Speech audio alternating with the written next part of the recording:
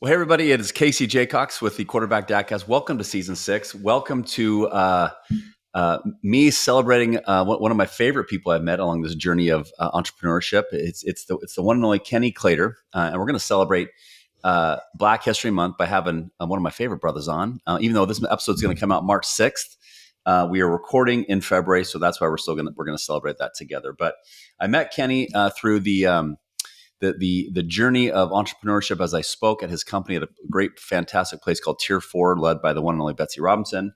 And but Kenny he not only is a U.S. Army veteran, proud veteran, Thank you, but sir. he's also a client services director at Tier 4, providing staffing and consulting services to many companies across America. But with all that said, that's not why we're having Kenny on. We're having Kenny on because we're going to learn how he's working hard to become that ultimate quarterback or leader of his household. So without further ado, Mr. Claytor, welcome to the Quarterback Dadcast. Thank you, sir. I appreciate it, Case. Look, that's a hell of an intro. Thank you, man. Thank you. First take, too. Yeah, first Not bad, take. huh? I love it. I love it.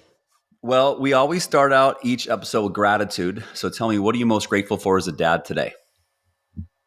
Man, my wife. And being able to look at my three beautiful children, knowing that with everything that's going on in the world and with the turmoil and everything that's going on right now, to be able to say that, okay, I felt like I did something right. Of course, you're going to have your good days and bad days, but to know that I can look at them and say, damn, we got it right, with a lot of help, It Yep. really does take a village.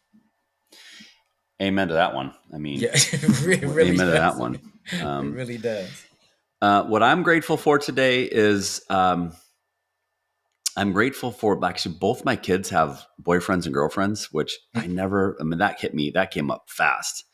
And they both, I could say these both kids are in love. Like, and it is pretty cool to see. Like, my son is, he's in obviously in college, dating a fantastic young woman, Charlie. Shout out to you. And just it's cool to see your kids meet a boyfriend. Obviously a girlfriend for my son, boyfriend for my daughter Riley. And today is my daughter's boyfriend's birthday.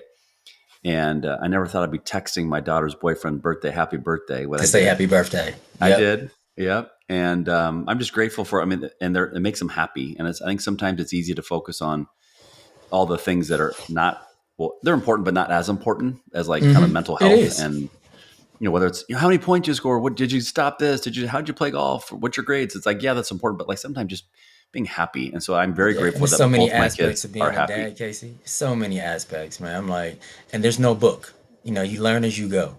You learn. People They try did to not give you, read a book. yeah, You learn as you go, man. they don't give manuals at the hospital when you leave. No, no, they sure Be don't. nice.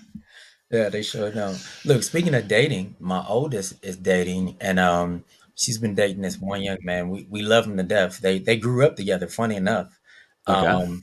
um, when we were back in Maryland, we all his family and our family, we all knew each other. And we used to babysit him. And fast forward years later, they stayed in contact through social media. One thing led to another, and now here they're dating and talking about the possibility of taking a net. I'm like, whoa, wait a minute. Slow your roll. I'm like, time has flown over here. I'm like, hold on. But Yep. it's good to see that you've instilled the right things in your especially your girls, and what to look for in a man. So that's a blessing in itself, man. Yep. Well, bring me inside the Claytor huddle. You're going to play quarterback. We'll give your wife the nod as a general manager. Gotcha, gotcha. But tell me a little bit about how you both met, and then tell me about each of your children, what they're up to. Well, that's a funny story, Case, because I really don't think you even know this story. So my wife and I met on a blind date. Okay. So we're 8 years apart, and so needless to say, I was a little bit older when I met her. She was turning 20 when I met her, Okay. and she and my dad used to work together. And she worked at my dad's law firm downtown DC, and he called me one day and he said, "Hey, I think I have somebody that you might be interested in." And I'm thinking, okay, well, hey, your taste and my taste is completely different. No pun intended. I see my stepmom, so hey, I'm good. I think I can find my own. And he said, no, call her. So again, remember, this is prior to social media. There's no looking nobody up trying to figure out what he or she looks like. No stalking, none of that. So he gave me the number, and she evidently told him, hey, tell him to reach out to me. So it took me about 3 weeks to call. So I finally called Case, and it's one of those scenarios where she sounded really good on the phone. I'm like, man, she sounds really good on the phone. And then I'm Yep. thinking like, okay, where does she live? I mean, she's got to live way out. And of course, me coming from the city, I was living in DC. She was living way out in the suburbs in Silver Spring of Maryland. And I drove out to meet her. Ignorance on my part, I'm going to own that. So all the Jamaicans that I knew coming up were dark skinned Jamaicans. There were no light skinned, fair skinned white Jamaicans. Didn't know of that. Get to her house full of Jamaicans. Whole family is there, Kaci. Whole family is there. I open the door and I'm like, so why do you look so different? And you say you're Jamaican? I thought she was Latin, to be honest. I thought she was Latin American, and had no idea that her dad was white man, Jewish, and Jamaican. And I'm like, wow. So we hit it off. One thing led to another. Fast forward, I told her what I think that third night when we went out, I said, you're gonna marry me. And she said, yeah, whatever. I said, no, you're gonna marry me. She said, I'm too young for you. This is just fun for you. I'm like, okay, I'll show you. So we wound up getting married. We wound up getting married. Three beautiful kids. My oldest daughter, Kennedy, she's 24. And she's named, of course, the name Kennedy comes from me. I'm Kenny, so she's Kennedy. And that's my baby girl. Oldest one, but my baby girl. Special place in the heart, with her. We went through a lot when she was first born, and she was in the hospital for a long time. Her lungs were oversized, and she had to be in the bubble, and we couldn't touch her. It was a lot going on, but through the grace of God, everything, she's fine, no issues, good to go. Then comes my son, which we had planned. Everything was planned. We tried to do everything like this planned. And son comes along. I'm like, okay, I'm good now. I got a girl and a boy. I'm like, boom. So she said, I wanted him to be a junior. And the wife was like, no, no, no, you're not getting the best. You're not getting both. So we gave him Spencer, which the S stands for was Sophia. So he got the S for her. And I'm like, okay, that's fair. I can do that. Um, 12 months, 3 days later, my youngest one comes. I call her that's my deployment miracle baby. Because technically the doctors had said that my wife wasn't going to be able to have kids after our son, or if she did, it would be very dangerous and difficult time trying to get pregnant. So fast forward, I guess it was God's plan, and she came out. She is the youngest, but she is the scrappiest of the three, and she is on her own. She's at LSU right now, and she wants to be completely different from the sisters and the brother, and she doesn't want to be classified as the little sister of. She wants to make her own name. So it's been great seeing the journey, man, and understanding what having a partner and being equally yoked is, and watching that, and just being, we have these misconceptions of what we think a spiritual leader of a household is supposed to be. We think most of the time it's about submitting, submitting, submitting. But as a man, if you don't give your woman anything to submit to, how's that going to work? I don't believe in 50-50. It's got to be 100-100 across the board in order for it to work. So I think God just blessed me with the right woman. And of course, my dad does not let me live that down, that he was the one that made that intro. So it's Love it. been a hell of a journey. Yeah, it's been a hell of a journey. So, and what is your youngest name? My youngest is Cassidy. So all the girls got K's. Yeah, all the girls got K's. Yep. So it's Cassidy with a K. So it's Kassidy. Okay. And how old is Spencer and Cassidy? Spencer just turned 21. Actually Sunday. He just turned 21 Sunday. Cassidy is 19 and she'll be 20 on March 12th. March 12th. That's my birthday. Yeah, yeah, there you have it. That's why we get along, dude. That's why we get There we along. go. All right. Yep. I like that. Um, okay. I and what does your wife do now? What's she up to? She's a senior director over at Linux International. So she is a look, I married Will. That's my brainchild. That's my brainchild. So she's really good at what she does at L&D. So she's been at Linux now probably almost 2 years. I think it's almost 2 years. Okay. Which she loves it. She loves her team. She loves what she does. That's something that she has the passion for. So it's good to be doing something that you really like and you enjoy. Very And cool. she loves teaching, man. Anything that she can do to teach, she loves it. Very cool. All right, man. Well, this is where we go back in time, and we're going Come to have on. you reflect. We're going to have you Oh, reflect on what was life like growing up for you, okay. and talk a little bit about that, and then tell me about mom and dad and the impact they had on you now that you're a dad. So growing up for me, man, is completely different than how my kids were growing up. So I think living in Texas, that and being out, and you always want better for your kids. And I'm not saying that my mom and dad didn't do a good job, but when you look at DC, so I grew up in the nation's capital. Okay. Um, Living in DC and then living in Maryland, which that's all right there. It's all adjacent. So let's say you can be in a million or $3 million house. You're going to be hood adjacent no matter wherever you are. So you can go around the corner down the street and make the wrong turn, and you're like, oops, I'm not supposed to be in this neighborhood. Out here, you literally have to get in the car and drive your kids to a really bad neighborhood because Texas is so big. But I think I'm my only child. Okay. My mom couldn't have any more kids after me, unfortunately. So all that gray hair that she has, that comes from me. That comes from me. I will own that. That is all me. But I think I must say, man, I had a great childhood. I did everything that you could think of that was dangerous. I used to race amateur motocross. The first race that my mom came to, I flew off the handlebars and broke my arm, and got back on the bike. Got back on the bike though. Got back on the bike. Damn. Played football. Uh, Ran track. I used to box, so I was heavy into boxing. Um, and I think the my grandfather was like the matriarch of the family, and he was the one that, like I said, I love my dad just from a different way.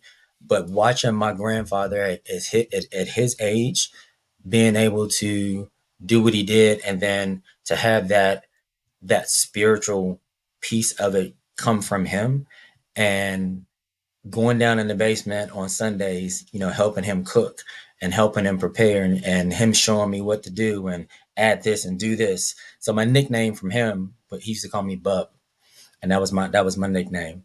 And I miss him to death, man. And my dad and I, my dad was the one that wanted to make sure that, hey, you don't have any sisters and brothers, so you need to be a little tougher than anybody else. You need to have that grit and fight a little bit harder. And my mom was the one, hey, you use this fork for this, you use this glass for this. She was the prim and proper one. And my dad was like, look, that's great, but you need to be able to do this, and this. So it was a very good balance. Sitting back as a parent now, it's a great balance to be able to see that, and then be able to roll that, how some of your baggage rolls into your own, as you get older, Right. good or bad. And I think from that, man, I think it made me growing up, how we grew up, seeing some of the things I saw. Some of it I probably shouldn't have seen, but I think it makes you a better person, and it shows you that life isn't just in this little square box where you live. There's a lot of things going on in the world that your parents shield you from. And a lot of things I didn't even get a chance, I wasn't privy of. And back then, nobody believed in going to, hey, hush, this stays in the family. You don't talk about this. This stays right here. So I didn't learn about a lot of different things until I got a probably late teenage stage. And I'm like, oh, that's what that meant. So it was different being able to see that. And it's just certain things you're going to see growing up in DC that my kids won't Yeah. be able to. They just won't see. Um, what did mom and dad do for work? My dad used to be a police officer. He worked for a company called, well, private investigator, company called Wack and Hut. So he did private security, like executive security. Funny enough, I wonder how I stumbled into it. Um, and then my mom worked for Senator Kennedy at the White House. So she was a confidential. Actually, let me back that up. Before she worked for Senator Kennedy, she worked for Admiral Yost of the Coast Guard. So if you look him up, Admiral Yost was the one that did that big oil spill back in the day. I think that was late '80s, and he was The in charge Valdez of. one? I think that may be the one. But I had a chance to meet him, and it was great seeing going downtown DC, seeing her do her thing and hobnosh and then bringing her son down. And I got pictures with Admiral Yost. I got pictures with Senator Kennedy. So it was pretty good seeing those things growing up, man. And then not knowing at the time how big it really was until I got older, and I'm like, damn, I really was talking to Admiral Yost. I'm like, I really was talking to Senator Kennedy. So it was Wow. pretty cool. Yeah, it was pretty cool. Now, are mom and dad still with us? Yes, they have gone their separate ways though. They were married 20, 20 plus years, maybe 20, 23 years, something like that. And then Okay. just didn't work out. Just didn't work out. My mom lives in Vegas now. She and my stepdad are in Vegas. And my dad still lives in DC. He's in Maryland. He's in Maryland with my stepmom. They both got remarried. So it's been great, man. Having never thought seeing my mom with another guy, how that would make me feel. Right. Because as a man, you're like, okay, the dad is going to be okay. Dad is going to be dad. But then it's a different love between a son and a mother. And I must say, my stepdad is so respectful, man. When I met him and he was talking about moving to Vegas with my mom, he pulled me to the side. He said, "Hey, I know you and your mom are really close. How do you feel?" First, when he just for him even doing that, I'm like, dude, I already know where you're going with this. You got kudos. But for him to even ask my opinion, hey, how does it make you feel? With me taking your mom to Vegas, I was like, man, the fact that you even asked and you gave me that much respect, as long as you take care of my mom, you won't have to worry about me. I said Yep. that's I want to see my mom happy, and if you make my mom happy, I'll be happy. You won't have no issues with me, none whatsoever. And we love my kids to death, man. When he calls my kids his grandchildren, um, I talk to him probably every day. When I call my mom, he gets on the phone. I talk to him. I still talk to my dad every day. So it's good trying to. In the beginning, case it was hard trying to balance everybody's emotions and feelings. I'm like, okay, Right. do I talk to my dad? Do I talk to my stepdad? I mean, it's difficult when the families come together for the first time when something like that happens for a big event and they came to Texas. Ooh, that was awkward. That was really awkward. What and tell me, so your sounds like your grandpa was a big influence on you too. Huge, man. So my son's middle name is Lewis. So Lewis comes from my grandfather's first name, Lewis Reynolds. So 37 years military. He was World War II vet, a chef on, I forgot the name of the ship. I got the write up in my room in there, but he was a chef on the ship. So all the cooking and the hunting and learning how to cut it up and kill it and cook it the right way, I learned from him. Yep, I learned from him. Hence your barbecue pictures and videos. Yeah, yeah, man. Yep. So it's funny. I've never seen a person that could cook a steak on the stove and you would swear that the steak came off the grill, Casey, because he used a big skillet for everything that he cooked. And I to this day I have not mastered that. Now grilling it, oh, I got you. But to cook it in that skillet and make it taste like it came off that grill, I still to this day, man, I do not know how he did that. Wow.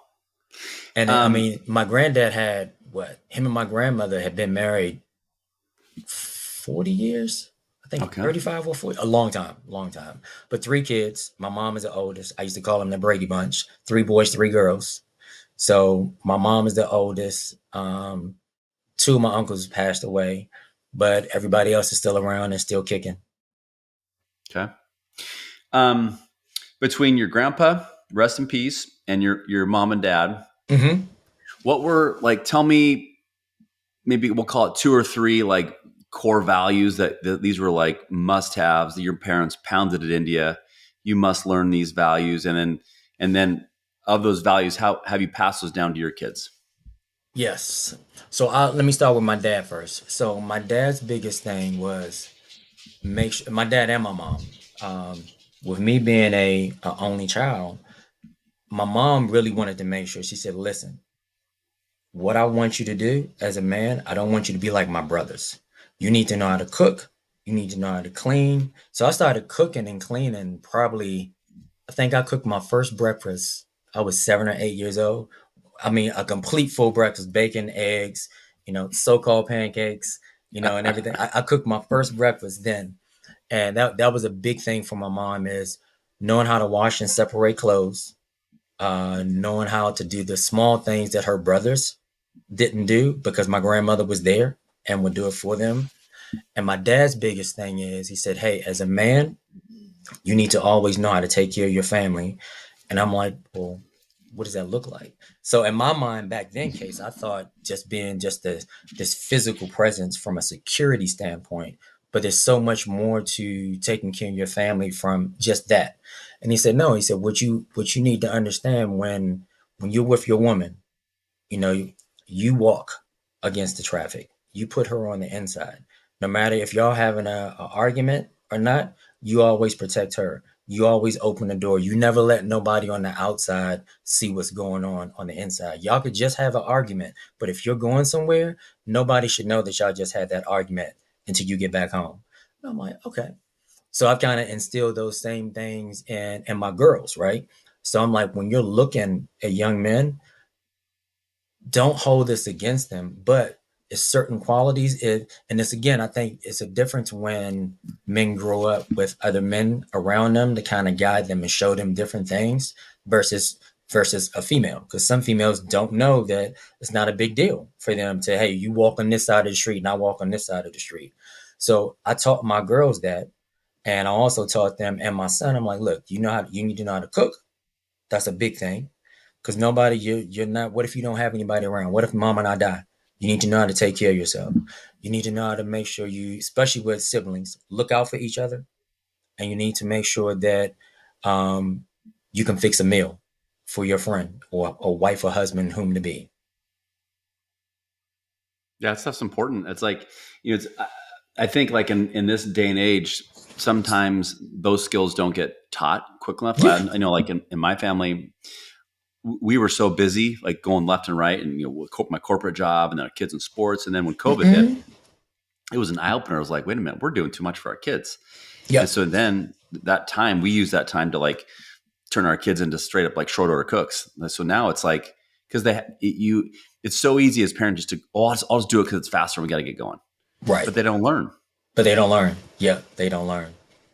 You And know, and, and it's hard, man. There's this balance, and sometimes you have the husband and or the wife has to say, "Hey, step back, let them go ahead and do it." yep, And sometimes, like you said, you want to jump in, like, "Look, let me show you real quick. Come with me, and I'll show you how to grill." And and you wind up doing all the grilling versus letting your son or your girls do it. right. So it's huge, man. It's like I said again, it's no book, and being able to watch it and sit back and kind of see it all kind of play out. And as you, especially now, like mine are 24, 21, and 19, and seeing them be productive. Because a lot of times you think that, damn, I should have did more. Um, I'm not this, and I'm not this kind of dad. Maybe I should have been a different kind of dad. But when you look at them, you're like, damn, I didn't do too damn bad. And especially when you have other people tell you, that's when you know you did something right. When other people look at your kids and say, hey, y'all did a really good job. I think my dad and some folks on my side of the family, especially my aunts, They say, hey, I want to let you and Sophie know. I don't care what nobody say. Everybody has issues, but y'all did a fantastic job with your children. That right there, Case, that I'm That's like, winning. okay. I'm like, man, that feels good. I'm like, that Yeah, feels really that's winning in good. life. Yeah. Well, so I want to dig deeper. So cooking, cleaning, taking care, that's like, I'll call that self-care.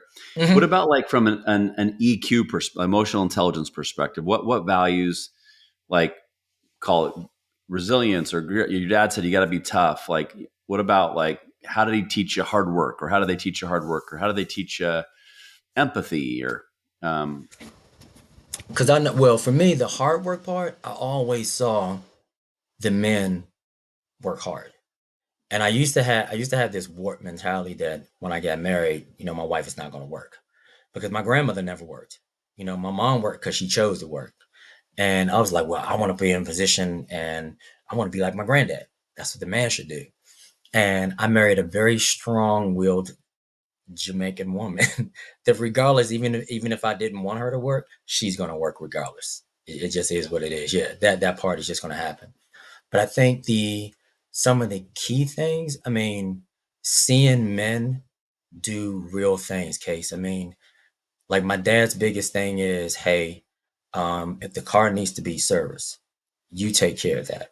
That's your job to make sure that is now. Some people may think that's a small thing, but that's a big thing. That was a huge value that he thought was important for me, and my kids have been able to see that. My wife probably couldn't even tell you how to take her car to the car dealership and get it serviced. That's just something that I like to do. I love being able to take care of and protect, and then seeing my granddad, man, and how he worked because he would work a full time job, worked at the Navy Yard. Then he had his own, he was a plumber, and then he had a painting business. To see him come home, change clothes like this, and just change gears and go right back into, and my grandmother never wanted, the kids never wanted, us as grandchildren. I was the oldest grandchild for 15 years. So to see that and see how that played out in life gave me the drive. Like I'm like, okay, well, no, if he can work 3 or 4 jobs, I can work 3 or 4 jobs. Or I can work one now, I can work one really good to make what he was making off that one. But it also showed me, like my dad's thing was, hey, always have more than one thing on the iron. Because what if, because nothing's promised. We saw that with Luca the other night. We saw that with Luca the other night. Nothing is promised. And he said, whatever you do in life, my dad's biggest thing was give it 100%. He said, because if you're giving if you have multiple irons on the fire, that's great, but make sure you can maintain the fire at each one at the same level. So that's how I kind of go through life. Where anything that I do, if I'm gonna be involved in it, and if I'm gonna do it, and if I'm gonna show my son and show my girls how it should look, they're gonna see me giving 100% all the time. yeah, yeah, more is taught by them watching than by what we tell them. Yeah, because they emulate. I mean, we're like a walking DVR to them. They definitely emulate. I'm like, where'd you get that from? I'm like, I saw you do it. I'm like, that was years ago. I'm like, yeah, they recorded it. Yeah. Yeah, So that's that mental DVR that goes on up there. right. Um, so, and you said your wife's name's Sophie. Yeah, yeah, Sophia, Sophie. but we call her Sophie. Yeah. Okay. Raising your kids. What were things that were really important to you both with your kids? Like, how would you want, like, how you wanted them Woo. described versus how they came out? Like, what was important to you both? So it's funny you say that. So the one thing that she and I both have made sure that we've taught our oldest, and now we're teaching the other two. Not so much my son, because I don't think he's ready for that part yet. The girls, yes, we're teaching them certain things, but when you're dating and you have that special someone, most people only touch the surface, the feel good stuff, what makes them feel good in a relationship. But what happens when feel good, if you base your relationship all on feel good stuff, what's going to happen when stuff doesn't feel good? How are you going to react to it? So we teach them to have those hard conversations. Hey, my oldest daughter's boyfriend his name is Peyton. So I said, Kennedy, ask him. I said, what does he see? What is he like as far as parenting? Mom and I didn't have that conversation. We just had y'all and then just figured it out as we went along. Nobody knew parenting styles. And my wife believed that kids aren't supposed to get a spanking. You're not supposed to raise your voice, at your children. They're little people. You're supposed to have a conversation with them. I'm just the opposite. I'm like, if I keep telling you to do the same thing over and over and over, I'm going to spank your butt. And then if you get older and you're doing stuff and I got to keep telling you the same thing over and over and over, I am going to raise my voice. And just knowing those parenting styles and how you want to parent is very important in the beginning stages of your relationship, because those may be deal breakers for you. Yeah. So ask those questions when you get involved in a relationship. And I think that's the one thing that she and I have done really well, from educating them on that part, and then also educating them, because the school system has not done it. Your kids can graduate at magnum cum laude and do not know how to balance a financial sheet. So we've made sure that we've educated them too on finance and what you should do. Always check your credit, what your credit score should be, how you should pay your bills, how you should look for, how you should be in between that 30% window, and what does that mean, and why is your credit score so important? So nobody taught us that. We learned that as we got older and through trial and error.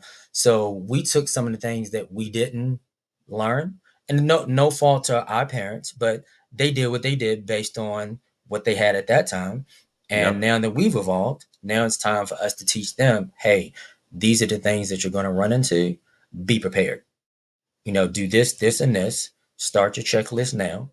It's good that you want to play and you want to have some fun, but set some money aside at the same time.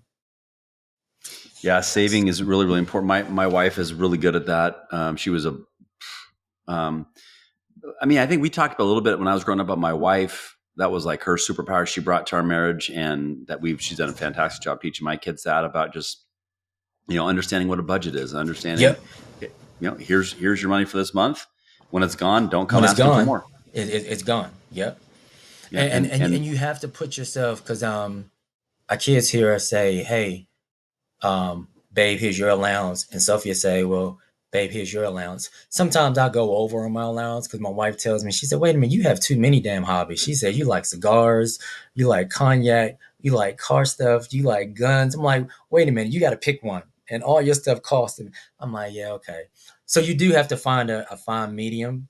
And once you find that, and I think it's good for your kids to see you and your wife have those conversations, because no marriage is perfect, right?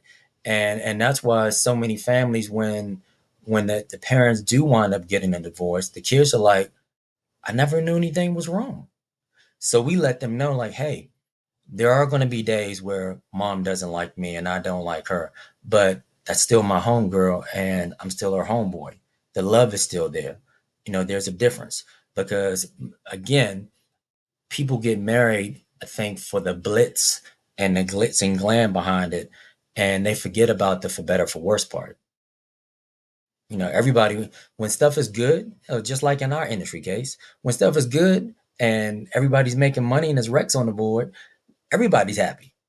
But what happens when Rex slow down and GP is low? I'm like, wait a minute. I'm like, hold on. It's the same thing in your marriage.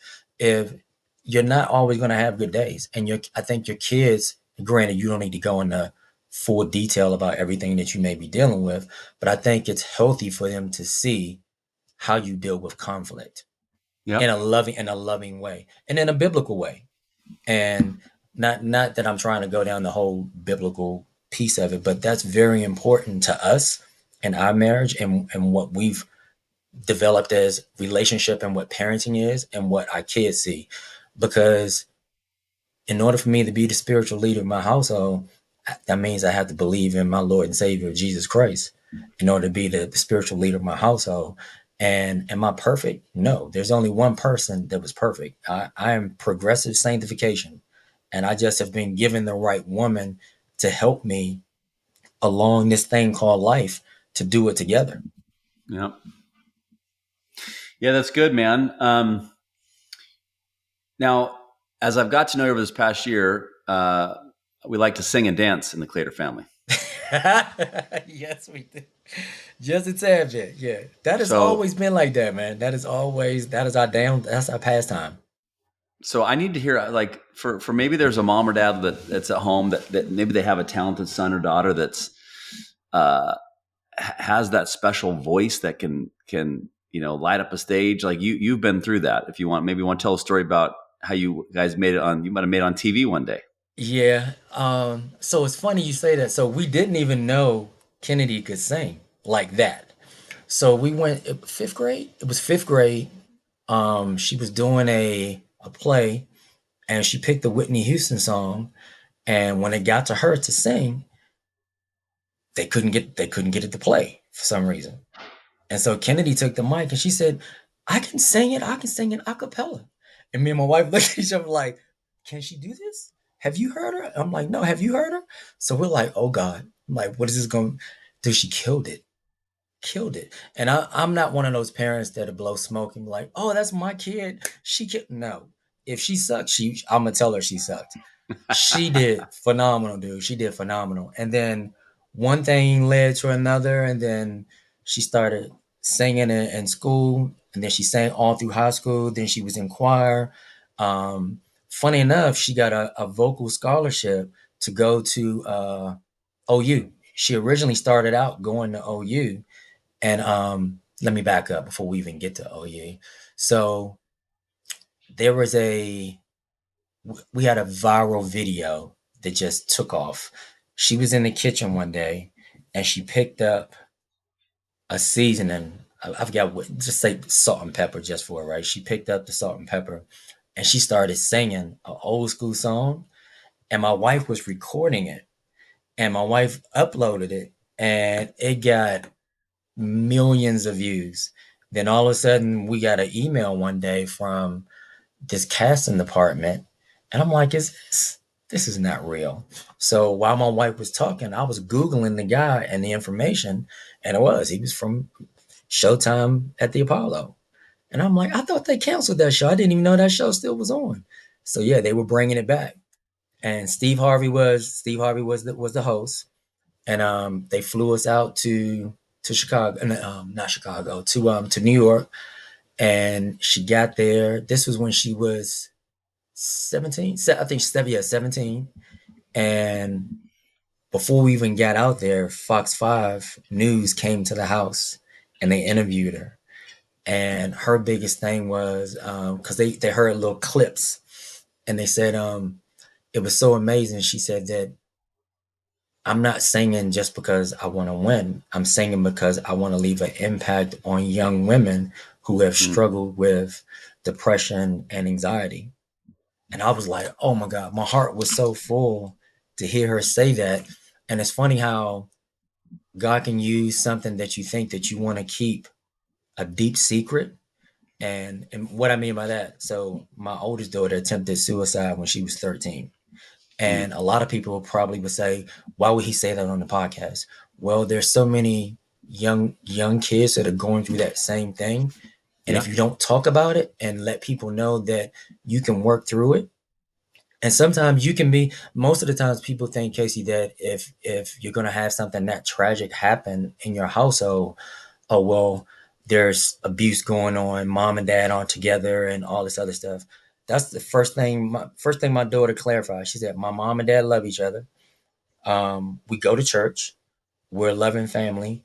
Do we have our issues? Yes. But some of the stuff that she was dealing with, I didn't even know that she was dealing with as a young girl going into those teenage stages. Teenagers can be vicious to each other, especially the girls.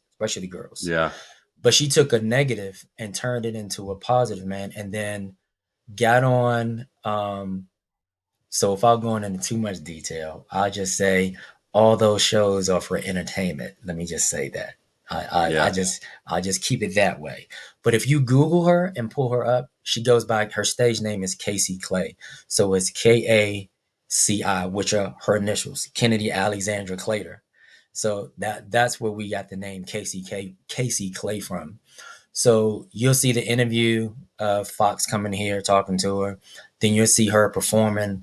And I must say, man, it is to be a parent and see her up on that stage and walk out on that stage. And as she's singing, Case, to see your child get a standing ovation before the song is even over. I mean, because New York is hard anyway. Showtime at the Apollo is probably one of the hardest places to perform. So my heart is racing. I'm almost having a anxiety attack. My wife is over there, and then I forgot the girl's name, but she used to be one of the Cheetah Girls. She Okay. came over and she interviewed us and asked how was it. And we were like, I mean, I'm yelling, I'm screaming. You'd thought I won the Super Bowl, proud dad moment. But like she said, her thing was to be able to use her voice to be able to show other young men and young women that are dealing with the same thing that it's okay. Yep. And she touched so many people. Now she didn't win, but social media went crazy. Social media went crazy after she didn't win because at Showtime at the Apollo, you get called back out, and then they put the kind of hands over you, and the crowd yells for this person, that person. So everybody started yelling, "Where is she? Where is she? Where is she?" So that's why I said I'll just leave it. I'll leave it there. You can look up the rest for yourself. But the There you fact that go. she did it, man, and to see her do that, that was a phenomenal feeling as a dad. Case phenomenal feeling. Well, I can't imagine. Well, I mean, on a much smaller scale, I mean, I've seen my kids like excel in like the sport they've chose, and just seeing them work hard, put in the effort, go through the grind, go through the ups, the downs, and then see something positive happen. That's just like it's no better feeling in the world to see Yeah, them happy because they appreciate it because they know how hard they worked. because they know how hard. I mean, and it's so I go even further. So when she auditioned at OU, we're at OU, we're in the lobby. They call her in. I asked her. I said, "Hey, are you nervous?" She said, "No." She said, "Cause it's." She said, "It's not about winning." She said, "I know." She said, "I know God." So my daughter's voice is literally a gift because none of us can sing. Nobody in the family can really sing. Now, if my mother-in-law was on here, she would say the voice came from her side of the family, but nobody really can sing, right? More or less.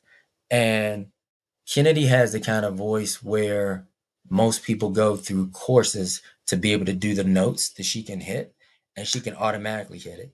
So when she did her audition for OU, they said, "Hey, what genre of music do you want to sing?" And she said, "Well, what do you want me to sing?" And they said, "Well, do you have anything particular that you like?" She said, "I like country, I like hip hop, I like R&B, I like gospel." So they gave her a couple different selections. Casey, she killed. They wouldn't let us stay in. We were sitting in the hallway, but I could hear it. And she did this one country song. I'm like, damn, I don't even know what that is.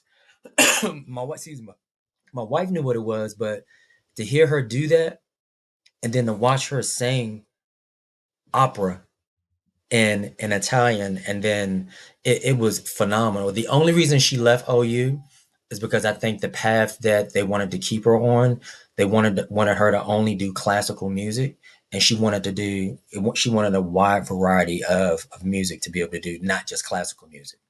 But I'm married well, dude. I'm married well. That is all Let's the wife. go. Yeah, that is all the wife. I'm just along for the ride, man. What? That's awesome, and I'll make sure that's linked in the show notes so people can check out your daughter's amazing voice. I've seen her. I'm glad you shared that with me. I didn't know that when we first met, but I know you shared that recently, and so it's like I was like, and when I watched, it, I was like, man, she's got some pipes. She can She sing. can, yeah, she can. She's gifted, man, and it's don't know how, and like to this day, like if you ask her, she still loves to sing, but I think from that piece of the entertainment part of it, that killed it because she said if I sing now, I sing because God has called me to sing. She said, I'm not singing for entertainment. I'm not singing to get rich. She said, I know I have a gift. So if I want to do something with it, the gift is still there. The gift hasn't been taken away from her. I'm like, okay, no pressure from me. No pressure. Right. I'll support you whichever way you want to go. Well, I appreciate you sharing. I mean, obviously, that was a tough time, and we don't need to get into it. But like, there's people that deal with anxiety and depression every day. I mean, I've had it in my family. Yeah. I think it's one of those things. If you don't if you haven't experienced it, it's kind of hard to understand. But I think it's important for all of us to have empathy. Again, curiosity, is something that's super important to me. Asking questions, trying to really Yep. inspect how people are doing. Don't take it surface level. Ask those second and third follow up questions like, "Are you sure? Tell me more." Exactly. Tell me more. You Yep. know, Tell me more. Or why did this and happen? Yeah. Why did this right. happen? And I think using curiosity without judgment, so people feel safe to like want to communicate. And I hope that there's, if there's someone out there listening today that's going through a tough time, know that there is positivity that can come from these difficult times. And there's obviously there's whether it's therapy, there's help, there's groups that people can get in touch with. We'll make sure your Case, I contact. gotta tell you real quick so I won't forget. The When you're talking about how something like this can impact other people, so I'm gonna try to tell the story without getting upset. But it's so Blue Cross Blue Shield, Louisiana, used to be a client of mine, and we're all really good friends. They're down in Baton Rouge, so they keep an eye out for my youngest daughter now. But when Kennedy was on TV, um, one of the one of my client's daughters watched her and didn't realize that that was my daughter until the mom saw me on TV and said, "Oh, that's Kenny. I know him. That's his daughter." So she said, "You think you can call him and I could meet his daughter?" So she called me and said, "Hey, my daughter would be honored if Kennedy would talk to her." So they talked, they had a conversation. So she knew her as Kaci, not Kennedy. They knew she knew her as Kaci.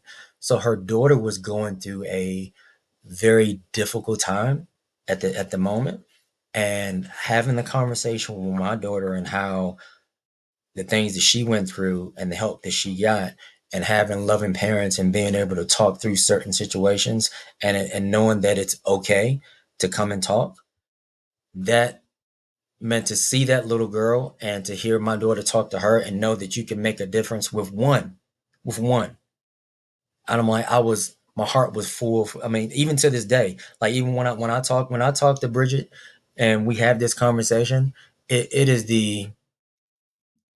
is a touching moment, man. It is a very touching moment to know that you can make an impact on somebody when you don't even realize that you're making an impact. Yeah, man. I mean, that's why I started this thing 6 years ago. I don't know who listens every episode.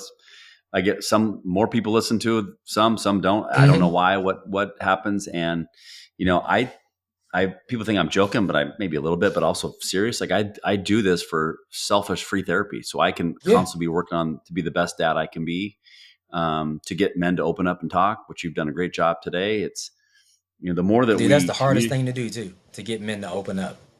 It is. And it's like, but once people realize that vulnerability is a strength, Yep. you don't have to be perfect. You can ask for help. But when you try to do it all by yourself and let your ego stand in front of you, that's when no one's gonna be their best Yep. because it's false confidence. False. In case, and I will say this, some people probably will get mad at me for saying it, but I'm gonna be honest, and you know me, I'll take it on the chin. But most black households, that's taboo. You don't talk about your stuff that goes on in your family, because I got a lot of pushback when I talked about Kennedy's situation and when I talked to small groups and when I got on the platform and talked about it, at church, I got a lot of pushback from folks saying, "You keep that." I'm like, "No, why? Why? Why keep it?" I mean, and I think in black culture and black American culture, I mean, going to see a therapist or even having a counselor or being able to have these conversations like this, you haven't been taught that. And you have to untrain those things that you learned as you were coming up if you're going to be a better dad. And I think for me, untraining some of those learned behaviors, because it's not a taught behavior, it's a learned behavior. And once you untrain yourself with some of those things and open up, because man, we're all human and we all hurt, we all have pains, and the biggest thing is not sharing. You Where know, do you tell me where do you think you got the strength to do that? what to be able to share or Hmm. Just be able to communicate more and not like kind of fall into that trap you've described.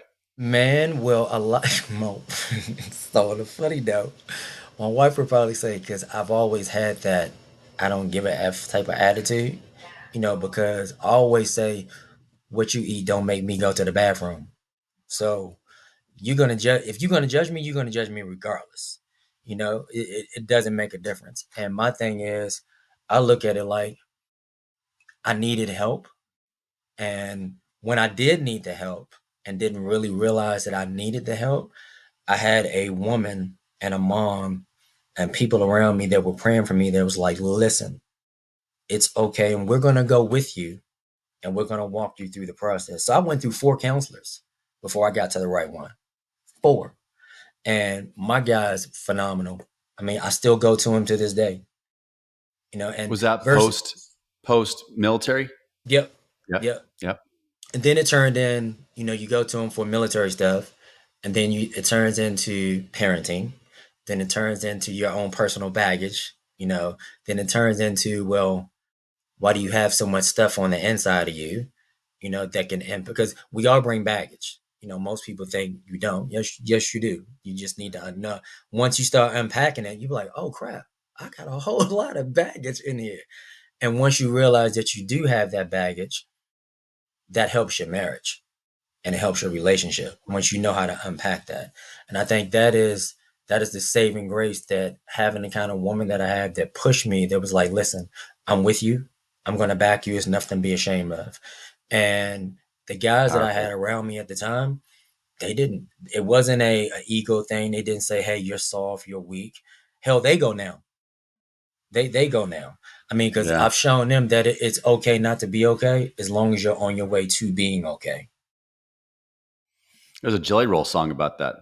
Yeah, it is. It Yep. is. Yeah, it is. I mean, and it makes a difference, Case. I mean, like I said, the biggest thing is realizing that you're broken, and I We don't all mean are. necessarily in a bad way, right? We all are broken, and you have to be honest enough with yourself to be like, hey, I'm struggling. And most people only see somebody or talk about an issue when it's too late. So versus being reactive, let's try to be proactive. Just like you teach us, the reason you and I met is because you're teaching us to be proactive versus reactive. So you need to do your life the same way you're trying to do your business. Yep. Because Yep. they, Spot they on, they man. they run they run hand in hand. They run hand in hand. All right, dude. As we get ready to wrap up here, how? Well, one, I'm gonna say thank you for your service. Thank you. I U.S. appreciate that, Case. retired. We're not going to go into the because you've got triple secret clearance. We can't. Even, I'm not even going to even He touch said, those waters. I'm not even. like, I'm yeah, not I'm even like, going to yeah, we're even good. testify. We're I'm just good. leave it as We're thank you for good. your service. Nah, thank. I I know that appreciate it. all the people that serve. It's a blessing. For those that have not, and I'm very grateful. I have a buddy that spent time overseas, multiple Iraq trips. My wife and I are watching the show called Lioness right now on Paramount. Great show. Really good. Great show. Great show. Yeah. And so it's like, I can't even imagine that, but people that make those sacrifices. So I'm very grateful for our veterans. Okay. So before I go into tier 4 and make sure people know how to connect with you, if you had to say one area of your dad game that, as you kind of reflect back, or maybe even now, that maybe is not quite where you want it, or not quite was where it was, that you were always working hard, or you continue to work hard to be that kind of better, as a ultimate quarterback leader of your home, that might connect you even further with a dad's lesson from home. Tell me what comes to mind of an area of your dad game that you can improve on. Communication and patience. Two Yeah, two key things, and not getting frustrated, because what my counselor used to tell me, he said, hey, your examples that you give your children are great. He said, but you also have to understand that they can't live their lives through the window of what you did, because they can't relate to how you grew up or the stuff that you saw. So to them, it's just stories. It goes in one ear and out the other. He said, so you can't put an expectation on them.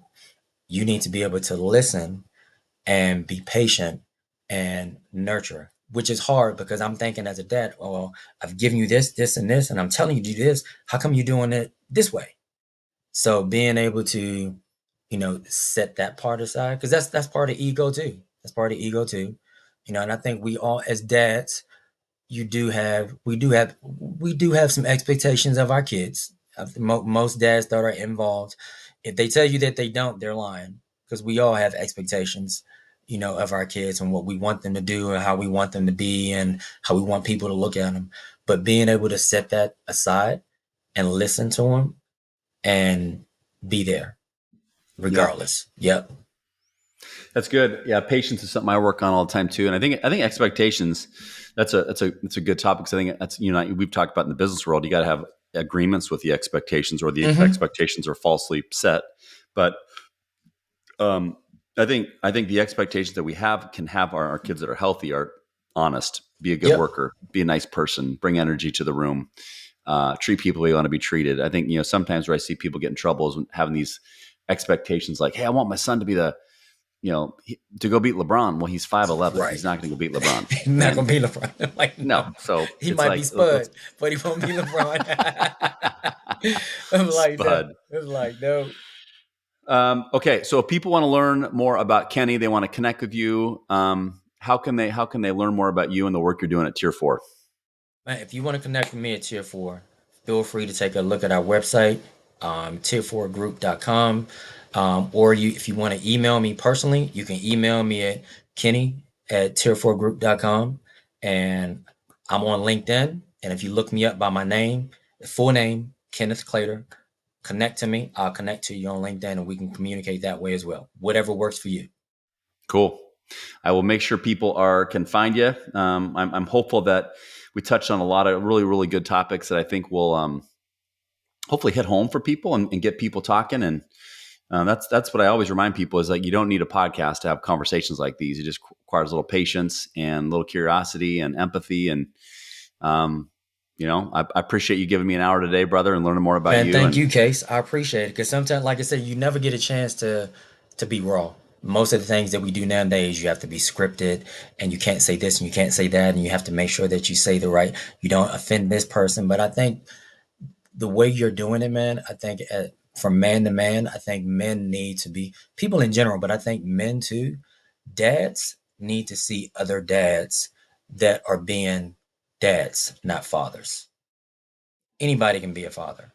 yeah, Everybody can't be a dad. It's real easy to be a father, but when that dad kicks in there, it's a whole lot to being a dad, man. It's a whole lot to come it's this a involved gift with and a that. blessing. Yeah, it is. It really is. All right. Now, my man, we go into what's called the lightning round. Got it. This is where I'm going to show you the effects of taking too many hits, not bong hits, but football hits in college. Your job is to answer Long them as hits. quickly as you can, and I hope to make get a giggle out of you. Okay, I'm gonna see what I got. What we got? All right, we got the game face on. Okay, I'm ready. I'm ready. I'm thinking. Let me Okay. let me let me let me. Okay, I'm ready. I'm locked in. I'm locked in. Okay. True or false? After watching the movie Stripes, you enrolled in the U.S. Army. Negative. I just laughed at that one. Like, negative. Okay. Tell me the one song in your phone or the one genre of music in your phone that might shock your team at Tier 4 that you listen to. Hardcore hip hop. Hardcore hip hop. I don't think they'd be David. You got some hip hop in you. You think that would surprise them? It might not surprise. Well, because they know Blaze. They know Okay. Blaze. Yeah, they know Blaze. Yeah, so it might not surprise them. But what would surprise them? Some of the my gospel selections that I have in there. Okay. All right. Okay. Favorite movie of all time is? Godfather. Okay. If you and Sophia were taking a vacation right now, no kids, just you and her, where are you going? Mm. Vacation right now. We think about this too. I would say Turks and Caicos or Barbados. Sounds nice. If I came to your house tonight for dinner, what would we have? Leftover spaghetti tonight. That sounds good. I love Yep. spaghetti. If there was to be a book written about your life, tell me the title. Death by Temptation. Okay. Now, Death by Temptation, Kenny, it's selling out everywhere. Every airport I travel to, I can't get my hands on it. It's that's gone. Everybody's reading this thing, but so now Hollywood has found out about it. They're going to make a movie about Death by Temptation. You are now the casting director, and need to know who's going to star you in this critically acclaimed hit new movie. My son will play me. That's my yeah, that is my definitely look-alike. That's my mini me. Okay, I like it. And then last and most important question: tell me two words that would describe Sophia. Words? Only two? Why it's Phenomenal hard. woman. Yeah, phenomenal Phenomenal woman. woman. Yep. There we go. Lightning round's over. I laughed at my own joke, which means I lose. You get the dub, Kenny. Congratulations. Brother, it's been a blast getting to know you and your family. I love learning about everything. And again, thank you for your service. Thank you for the hard work you do at Tier 4. You got an amazing team. Grateful our lives have crossed, our paths. I mean, our lives are, paths have crossed. And I'll make sure everybody, you have links in the show notes so people can find you. I also Gotcha, want to say man. thanks to everybody who continues to listen. Thank you for our sponsors. Thank you for um, those that continue to leave comments on all the social platforms. Thank you for sharing an episode. If this episode spoke to you or you think it could speak to someone else, please share it. That really is the goal here, everybody, is we're just trying to increase the power of vulnerability, humility, and curiosity inside the home so dads can become better leaders, can be better versions of themselves, and inspire other men to do the same. So, Kenny, man, appreciate you. Thank you Thank so you, much. And Case. I appreciate it. have a, I'm honored, dude. Thank you so much. you bet, bud. All right, take it easy. All right.